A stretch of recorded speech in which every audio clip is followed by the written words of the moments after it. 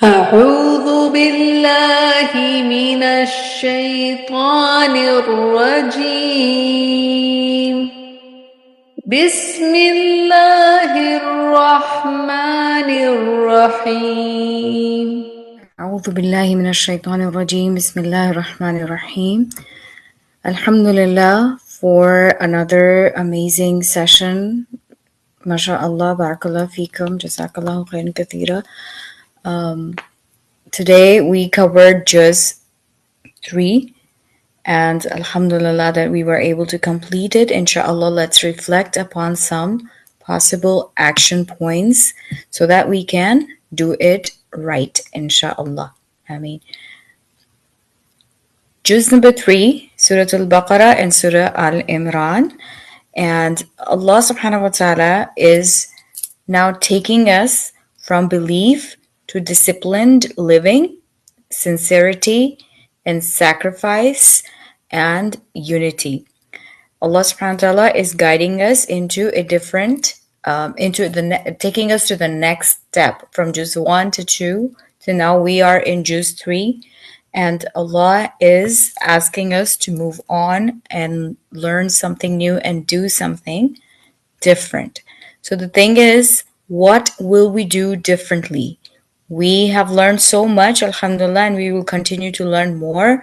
But the question will always be that what will we do differently now? We're not only supposed to read, we're not only supposed to get the 10 points on each letter. Alhamdulillah that we are able to. That's such a blessing. If Allah subhanahu wa ta'ala has not done that, I don't know if we would even open the book of Allah. Subhanallah, we are so weak and so distracted.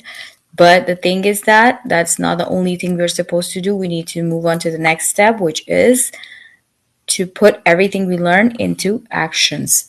So inshallah, with all different aspects of our life, let's move on to a few action points I have taken aside for today. So action point 1 is audit your financial integrity. Allah subhanahu wa ta'ala mentions riba here, and it has brought to our awareness that riba is haram in Islam. Allah has strongly warned us against riba. So let's reflect, where in my life do I need more financial honesty? Think about, am I prioritizing barakah or just profit? What's my priority? Do I want to just make money, collect it, and keep counting it? Or do I want Allah's barakah in it and Allah's pleasure in my earnings and spendings? Let's think about some actions we can take is to review at least one financial habit this week. Let's learn the basics of halal versus doubtful incomes, making sure that we are bringing in halal for ourselves and our family into our homes. Make a small sadaqah to shift from taking into giving. Inshallah, train yourself to give more and more. In growth lens, let's see, integrity in private builds spiritual confidence. Although it's encouraged to show your charity, sadaqah, at certain times when you are supposed to, where your intention is to invite more people into joining in the sadaqah, in the giving, but the reward and the status of private giving is exceptional from Allah subhanahu wa ta'ala. It's very special. Action point number 2, practice consistent follow through. Fulfill contracts, documents, debts, and let's reflect, do I finish what I commit to? Where do I overpromise and underdeliver? Oftentimes we make promises and we're not able to fulfill them. So be mindful of the promises you make to yourself, to your children, to anybody else. So be more realistic in your promises and commitments that you are inshallah able to fulfill them as well. Micro actions, Write down one commitment you have been avoiding. Create a simple system to track promises, commitments as well. Practice saying, let me confirm before I commit. So go back to your calendar, speak to your family. If you before you make a promise to meet someone at some time, giving them some time, or you commit something, make sure that you are checking your availability at the time rather than making a promise and then not being able to keep it. Growth lens reliability is a form of taqwa in action. Action point number 3, strengthen your trust in Allah's mercy. Allah does not burden a soul beyond its capacity. Believe in that. Reflection, where am I telling myself I can't handle this? Allah knows our capabilities, Allah knows our strengths, so we cannot fool anyone. We can certainly not fool Allah subhanahu wa ta'ala. The only person we fool is ourselves. We know our strengths as well, and Allah knows us better. So be honest to yourself, inshallah. What would change if I believed Allah equipped me for the test? Think about it. Allah will not burden you with something you cannot handle, so you already have that skill in you. You're already equipped with the tools you need to succeed in the test Allah subhanahu wa ta'ala has put you in. And it changes a lot. Micro actions, reframe one current struggle as growth. Repeat daily affirmations. Remind yourself that Allah sees my effort and knows my capacity. End your day with the closing dua of Surah Al-Baqarah, as was mentioned. Inshallah, make a habit of reciting those 2 ayats before going to sleep, along with Ayatul Kursi. Resilience begins with belief. If our beliefs are right, then our actions will change, inshallah. Action point number 4, choose unity over ego. Hold firmly to the rope of Allah together. Reflection, where is my ego creating distance in relationships? Think about how you are contributing into a relationship. Am I contributing to the unity or quiet division?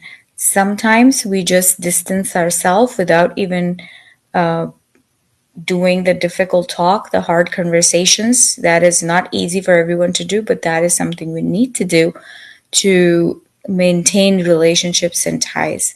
So think about how you are contributing into how a relationship is showing up.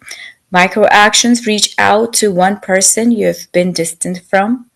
Practice one conversation with active listening. Replace criticism with one sincere dua for someone. Emotional maturity shows up in how we preserve relationships, because that sometimes becomes the hardest of the test. Subhanallah. Action point number 5, give from what you love. Allah subhanahu wa ta'ala is fully aware of our love for what we earn. So Allah is acknowledging this in the Qur'an. These are the righteous people. They give even though they love their wealth. True righteousness requires giving what is beloved. Reflection, what is something I hold tightly that Allah may be inviting me to release? SubhanAllah. A lot of the times it's our emotional connection to that thing rather than the use of it. We're not benefiting it. We're just keeping it for emotional safety and security. So think about what is something you can actually let go of, and it's just sitting in your house or in your room, in your closet, and not being used for years, and may bring happiness and joy to someone else. Then, is my giving comfortable or meaningful? So what's your intention here when you are giving something? Be aware of your feelings and thoughts and work through them, inshallah, to guide yourself to the acceptable intention, inshallah. Micro action, give something you value your time, your money, your skill, something you love. Volunteer in a way that stretches you. Make a private act of generosity this week, inshallah. Growth, transformation lives just outside your comfort zone. The moment you step outside of your comfort zone, that is when you actually achieve something and grow. The don'ts we learned today are, number one, don't engage in riba. Do your best to stay away from it. Inshallah, may Allah protect all of us. Don't follow ambiguity to create doubt. Don't let ego create division. Don't despair of Allah's mercy, inshallah. Success is in Ati'ullah wa Rasul. There's no other way, so keep that in mind, inshallah. We need to make sure all our actions are according to the Qur'an and Sunnah. Lastly, dream it, dua it, do it. Ya Allah, help us move from hearing your words to living them. Put sincerity in our intentions and barakah in our small steps. Allow us to return tomorrow stronger in faith and action. Innaka sami'ud dua. Inshallah, ameen. Ya Allah, prepare our hearts and tongues for the next juz. Grant us consistency, sincerity, and eagerness to return tomorrow with renewed energy and love for your words. Allow us to witness many more gatherings of the Qur'an in good health, iman, and closeness to you. ربنا تقبل منا إنك أنت السميع العليم وتب علينا إنك أنت التواب الرحيم سبحانك اللهم وبحمدك أشهد أن لا إله إلا أنت أستغفرك وأتوب إليك السلام عليكم ورحمة الله وبركاته.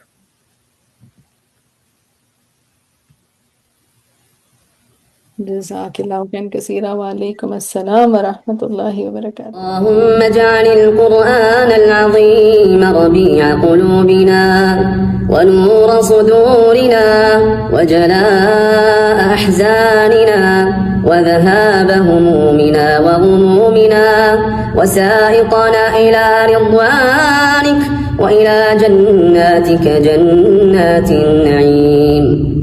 اللهم اجعلنا من المقبولين في شهر رمضان برحمتك يا أرحم الراحمين.